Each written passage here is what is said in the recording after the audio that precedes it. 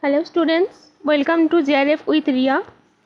Today we will going to discuss about the volcanicity and the landforms. Today we will get focused on components and the classification of volcanoes.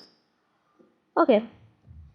So volcanicity includes all those processes and mechanisms which are related to the origin of magmas, gases and vapor.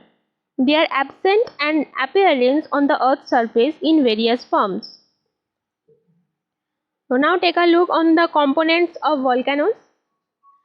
Volcanoes of explosive type of central eruption by types are associated with the accumulated volcanic materials in the form of cones, which are called as volcanic cones or simply volcanic mountains.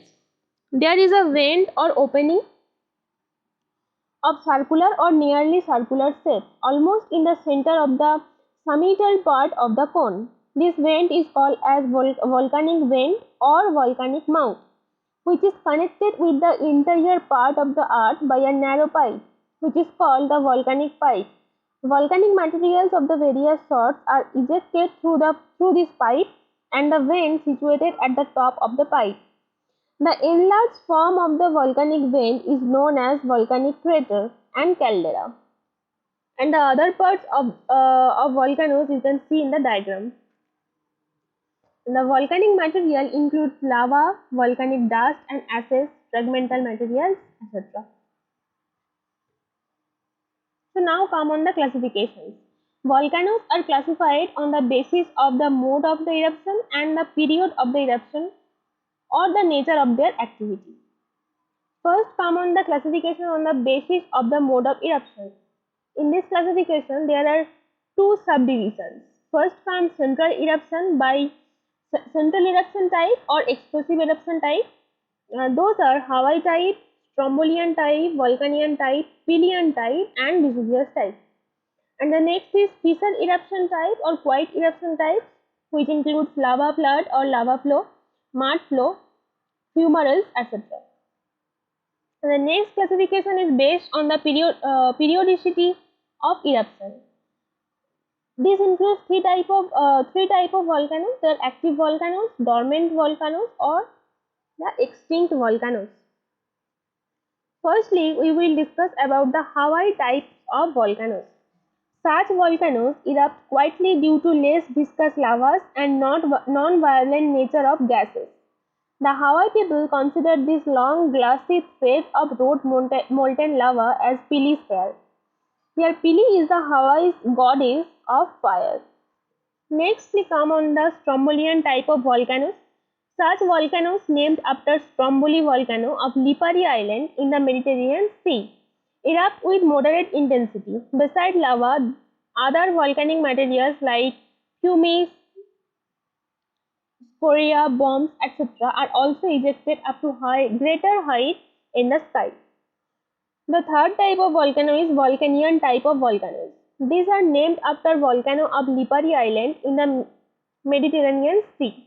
Such volcanoes are erupt with great force and intensity. The lava are so viscous and pasty that these are quickly solidified and hardened between two eruptions and thus they crash over the volcanic vent.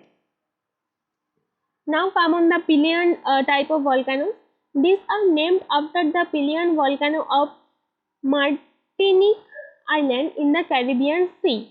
These are the most violent and most explosive types of volcano. The Krakatoa volcano is another example of this type of volcanoes. Now come on to the Vesuvius type of volcano. These are more or less similar to Vulcanian and Strombolian type of volcanoes. The difference lies only in the intensity of expulsive of lavas and gases. There is extremely violent expulsion of magma due to enormous volume of explosive gases. The ejected enormous volume of gases and ashes forms quick cloud of cauliflower form. The most destructive type of eruption is called as Plinian type because of the fact that such type of eruption was first observed by Pliny in 79 AD. Now come on to the fissure eruption type of volcanoes. Such volcanoes occur along a long fracture fault and fissure, and there is slow upwelling of magma from below, and the resultant lava spread over the ground surface. The lava flow was so enormous that it traveled a distance of 350 kilometers.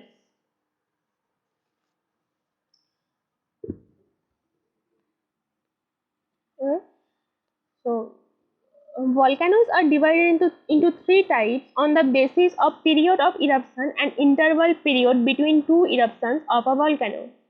They are active volcano, dormant volcano, and extinct volcano. Let's focus on active volcano. Active volcanoes are those which constantly eject volcanic lava, gases, ashes, and fragmental materials. It is estimated that there are about more than 500 volcanoes in the world. Etna and Strombolian of the Mediterranean Sea are the most significant example of this category. Stromboli volcano is known as lighthouse of Mediterranean because of continuous emission of burning and luminous incandescent gases. Now come on to the dormant volcano. Dormant volcanoes are those which become quiet after their eruption for some time, and there are no indications for future eruption. But suddenly they erupt very violently and cause enormous damage of human health and wealth. Vesuvius volcano is best example of dormant volcanoes. Now come on to the extinct volcanoes. Extinct volcanoes are considered extinct when there are no indications of future eruption. The crater is filled up with water and lakes are formed. It may be pointed out that no volcano can be declared permanently dead as no one knows what is happening below the ground surface. So there is the session is end up for today. The part 2 video of this topic will come very soon. Till then, keep watching and keep learning, and don't forget to subscribe. Thank you.